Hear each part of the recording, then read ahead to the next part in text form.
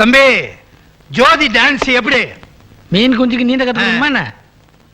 இவங்க அம்மா இருக்காள, அதான் என் தங்கச்சி. அவ ஆடுனா போதும், துபாயே ஆடும். ஒரு தடவை துபாயில இருக்க எண்ணெய் கிணறே வத்தி போச்சுன்னா பாரு, நல்லா நெருங்கி பழகுமா. அதான் நெருங்கி பழகுன்னு சொல்லிட்டேன். அப்புறம் என்ன எனக்கு தெரியாம பார்வை? ஏதோ அப்பனாச்சுன்னா மரியாதை. அது சரி, அதெல்லாம் துபாயில இல்ல. அம்மா சாம்பார ஊத்து. நீ கல்யாணம் பண்ணவ தள்ளி போன்னு சொல்லிட்டா, அதுக்காக வாழ்க்கையே முடிஞ்சு போச்சுன்னு நினைக்காத. ஆம்பளைங்க நினைச்சா 1000 கல்யாணம் பண்ணிக்கலாம். எனக்கு ஒன்னே போதும் நிரந்தர சொல்றது. அம்மா அவன் அப்படித்தான் சொல்லுவான், முயற்சி பண்ணுமா.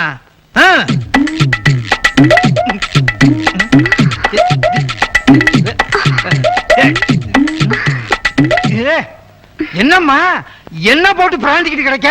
Sorry uncle. என்ன போ பாருப்பா, இந்த ஜோதி இல்ல எந்த ரதி வந்தாலும் என் மனசு செண்பகத்துக்கு தான். என்ன அங்கிள் இப்படி கோச்சுக்கிட்டு போறாரு?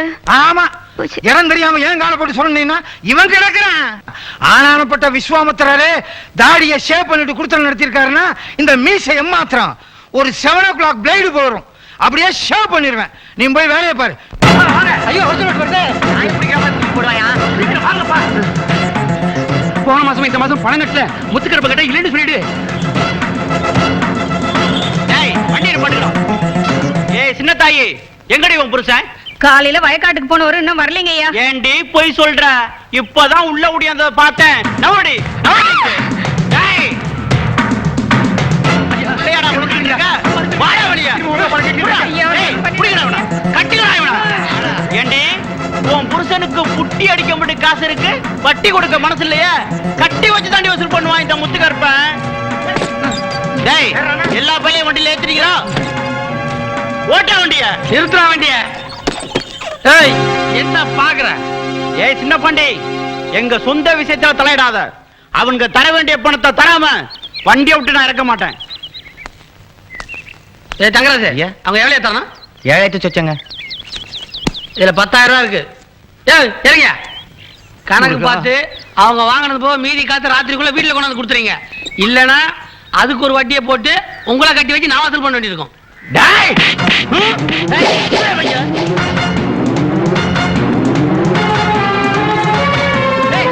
வண்டியில ஏத்த போறேன். என்ன பண்ற பாரு.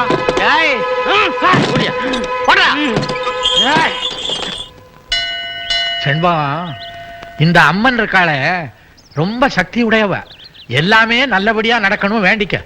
சரிப்பா. அர்ச்சனை 6 பேருக்கு பண்ணணும். என் மாவ பாக்கியம், அவ புருஷ சாமியார் பேருக்கும் பண்ணிருங்க சாமி. அம்மா அவர் பேருக்கு வேண்டாம். சும்மாடி, இப்படி பேசித்தான் இந்த நிலைமைக்கு ஆளாயிட்ட. என்ன பாக்கியம் சொல்ற? கட்டுன புருஷனை விட்டுட்டு பிறந்த வீட்டுக்கு வந்துட்டாயா. வந்து கூப்பிட்டான், திரும்பி கூட பார்க்க மாட்டேன்ட்டாயா. வெறுத்து போனவன் வேற ஒரு டீ கட்டிட்டு இவ்வளவு வேண்டான்னு சொல்லிட்டாயா. நான் என்னையா பண்ணுவேன்? தாலி இல்லாத பொண்ணோட வாழ்க்கை வேலி இல்லாத பயிரை போலம்மா. எந்த நேரம் என்ன ஆகும்னு சொல்ல முடியாது. அப்பா என்னம்மா ஒரு மாதிரியா இருக்கிற? கையில போட்டிருந்த மோதிரம் தொலைஞ்சு போச்சுப்பா. ஐயோ, தொலைக்க கூடாத தொலைச்சிட்டியே. அப்பா மோதிரத்தை சொன்னம்மா. கோவிலுக்கு வந்த இடத்துல இப்படி ஒரு அவசகுனம் நடந்து போச்சே. வருத்தப்படாதம்மா, தானா வந்து சேரும்.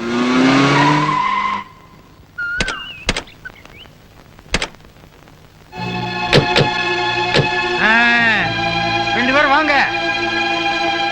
ரொம்ப சக்தி உள்ள தெய்வம். உங்க 2 பேருக்கும் கல்யாணம் ஆகணும்னு வேண்டிக்குங்க, அப்படியே நடக்கும்.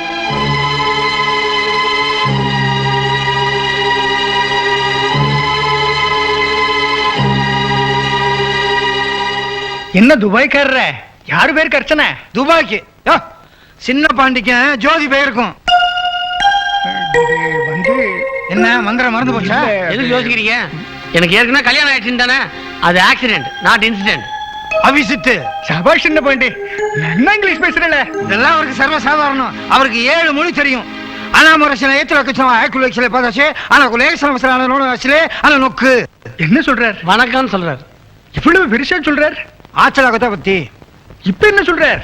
வளவளன்னு பேசாம சீக்கிரம் போய் அர்ச்சனை பண்ணுங்க. தேங்காவில பாதி முடி அவர்கிட்ட கொடுங்க. அதை எடுத்து போய் சட்னி அரைச்சி அவர் தோசை சாப்பிடணுங்கிறார். ஐயோ, என்னது இவ்வளவு சின்னமா சொல்றாரு? நீங்க விளக்கமா சொல்றீங்களே. அடாடாடாடா, பெருசா சொல்றது சின்னதா சொல்றது, சின்னதா சொல்றது பெருசா சொல்றது, இதெல்லாம் அவருக்கு சர்வ சாதாரணங்க. எங்க குடும்பத்துக்காக ஒரு மொழி கண்டுபிடிச்சிருக்காரு. ஆனாம்பரிசிலாசே கூடிய சீக்கிரம் இந்த கிராமத்துக்கு இந்த மொழி பரவ போகுது. ஆனாம்பரிசிலாசே மூணாசிலத்தி ஆரம்பிச்சது. அர்ச்சனை பண்ணுங்க. அதேதான். அங்கிளுக்கு இருக்கிற அறிவு அழகும் யாருக்கு இருக்கு இந்த உலகத்துல? நான் ரொம்ப கொடுத்து வச்சவன். சர்வமங்கள மாங்கல்யே சிவே சர்வார்த்த சாதிகே சரண்யே திரியம்பிகே கௌரி நாராயணி நமோஸ்துதே.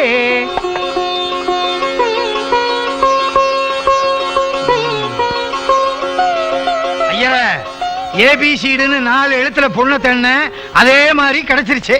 அது என்ன ABCD? A for age, B for beauty, C for character, D for duty. 4 அம்சத்துல தேடின 4 எழுத்துலயே கிடைச்சிருச்சு. கடமை கண்ணியம் கட்டுப்பாடு மாதிரி. அது 3 எழுத்து தானே, இது 4 எழுத்து. இது கோயில். என்ன பொருத்தம்? இது கோயில். அது சரி. முருகா என்ற, ஓ இது முருகன் கோயில் இல்ல. அம்மா என்று அழைக்கவா, அப்பா என்று அழைக்கவா.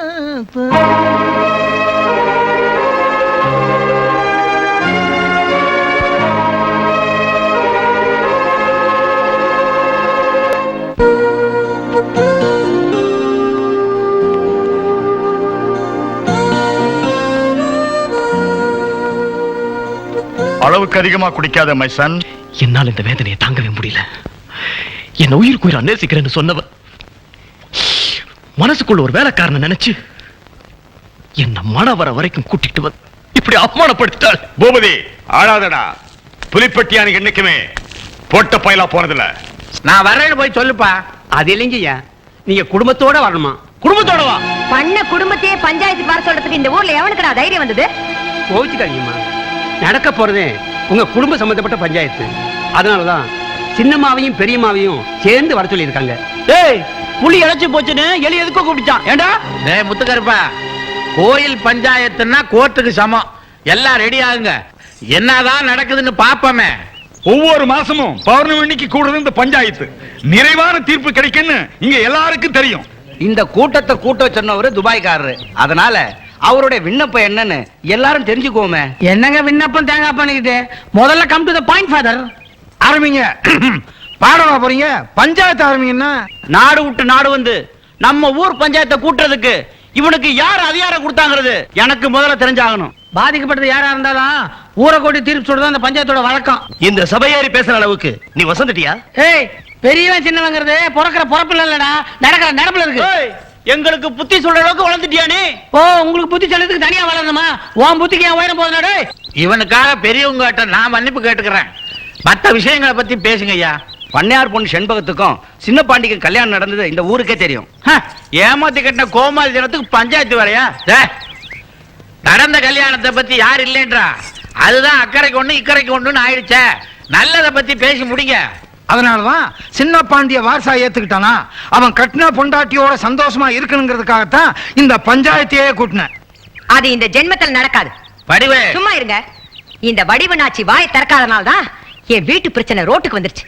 இன்னைக்கு இதுக்கு ஒரு முடிவு கட்டுறேன். கோழி கூவி பொழுது விடியாதம்மா. கோழி முட்டை போறதுக்கு கூட தான் கூவோம், அதுக்குன்னு பொழுது இருந்துச்சுன்னு அர்த்தம். அமைதி அமைதி. பண்ணையார் குடும்பத்துல சம்பந்தம் பண்றதுக்கு ஒரு பரம்பரை கௌரவம் வேணும். அப்பம் பேர் தெரியாது, ஆத்தா பேர் தெரியாது, திருட்டுத்தனமா பிறந்த இவனை எவ்வளோ ஒருத்தி இருட்டுல கோயில்ல போட்டு போயிட்டா இவனை எப்படி என் மருமகனா ஏத்துக்க முடியும்? பிறக்கும் போது யாரும் பேங்க் புஸ்தகத்தோட பிறக்கிறது இல்ல. நீங்க கூட பெரிய பண்ண சாமிநாத அம்பலத்தோட வப்பாட்டிக்கு பிறந்த பொண்ணுதான். உங்க கதைய சொல்ல ஆரம்பிச்சா சம்பூர்ண ராமாயணம் மாதிரி நீண்டுகிட்டே போகும். நீ எல்லாம் தூக்க ஆரம்பிச்சியா? இந்த 60,000 பண்ண திருப்பாச்சியத்தை பரம்பரை சேர்ந்தவன்டா நான். டேய், என்னமோ பெருசா பேச வந்துட்டான். 3 அருவா வாங்கினா 1 அருவா ஓசி. ஓசில வாங்கிட்டு வந்துட்டு வீசுறீங்களோ? பண்ணையாரு, வாழ்க்கை தரத்தை பார்க்காம வாழ வேண்டிய சின்னஞ்சிறுசுகளை பிரிச்சு வச்சிடாதீங்க. வெள்ளி தொட்டில வளர்ந்த என் பொண்ணு எச்சில் தட்டு தூக்கின இந்த பஞ்ச பயலோட எப்படியா குடும்பம் நடத்த முடியும்? யோசிச்சு பேசுங்க பண்ணையாரம்மா. நீங்க 100 ஏக்கருக்கு தான் பண்ணையாரம்மா. நான் 100 கோடிக்கு அதிபதி தெரியுமா உங்களுக்கு? நான் நினைச்சா உங்களையும் இந்த ஊர்ல உள்ள அத்தனை பேரையும் விலைக்கு வாங்கிடுவேன். நியாயமான பேச்சு. என்னது? துக்காராம், கணக்க தப்பா சொல்றீங்க. 100 ஏக்கர் இல்ல, 50 ஏக்கர் தான். அதுக்குள்ள 50 ஏக்கரை வித்துட்டீங்களா? இவன் யாரு தெரியுமா? என் பல கோடி ரூபாய்க்கு ஏக போக வாரிசு. தத்தெடுத்தவன் தானே அவன். ஒண்ணு நீ பெத்தெடுத்த பிள்ளை இல்லையே. தத்தெடுத்தா பிள்ளை இல்லையா? உண்மையிலேயே இவன் மகன் தான். என்ன சொல்றீங்க? என்ன எல்லாரும் இப்படி பாக்குறீங்க? இங்க இருக்க எல்லாருமே எனக்கு தெரியும். இவன் இருக்கானே மருதுபாண்டி மகன் மாணிக்கம், இவன் சங்கரலிங்க மகன் சந்தானம், இவன் இருக்காளே ஆராய் மகன் ஏழாய். எனக்கு எல்லாம் தெரியாதுன்னு நினைச்சீங்களா? நான் யார் தெரியுமா? இந்த ஊர்ல சுந்தர வாத்தியார் இருந்தாரு, அவருடைய மகன் ராம வாத்தியார்.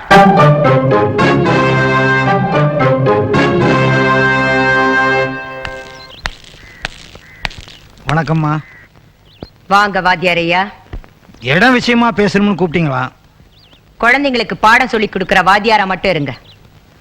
ஊரை கூட்டி நியாயம் கேட்கிற தலைவனா மாற வேண்டாம். எனக்கு தலைவர் ஆகணும்லாம் ஆசை இல்லைங்க.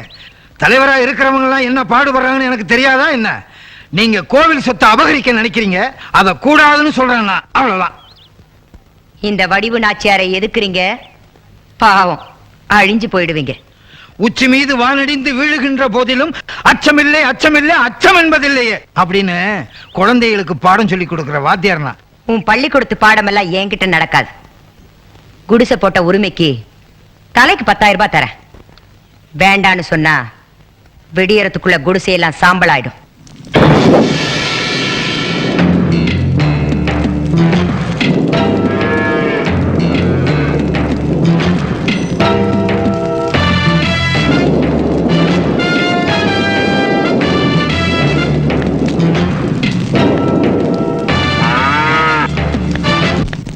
உங்க ஆளுங்க என் குடிசைய தீ வச்சு கொளுத்துனாங்க.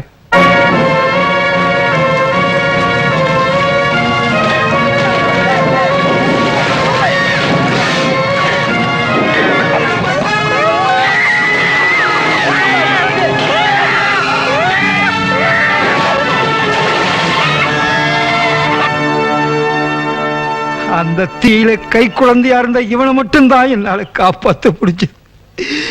என் சம்சாரம் அந்த தீயில கருகி என் கண் முன்னாலே செத்து போயிட்ட.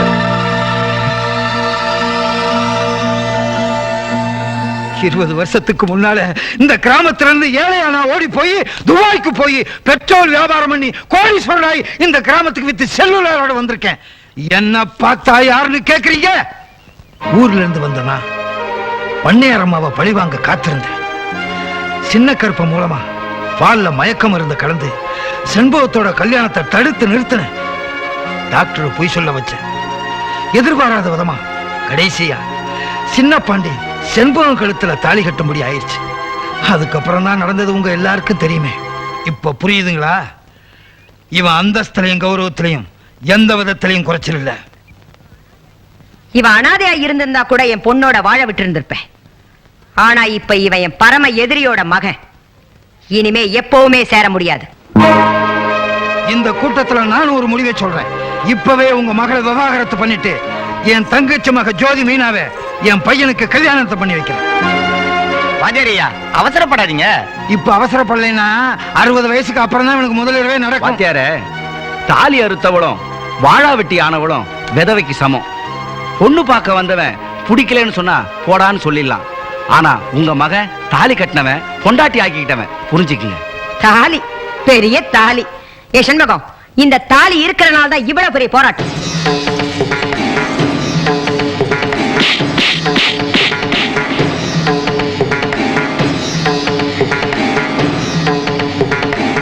அவரை நினைக்க கூடாதுன்னு சொன்னீங்க, அதை பொறுத்துக்கிட்ட. அவரோட சேர்ந்து வாழக்கூடாதுன்னு சொன்னீங்க, அதையும் பொறுத்துக்கிட்ட. ஆனா அவர் கட்ட தாலி மேல கை வச்சப்போதான் என் உயிர் மேல கை வச்ச மாதிரி இருந்தது. அதனாலதான் என்ன அறியாம அடிச்சுட்டு மன்னிச்சிருங்கம்மா.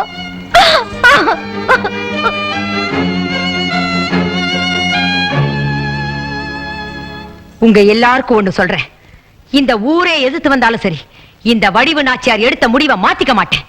ஊர் பஞ்சாயத்தை எதிர்த்தா என்ன நடக்கு தெரியுமா? பெரிய ஐநா சபை. வாக்கா போலாம். தீர்ப்பு சொல்றானுங்களாம்.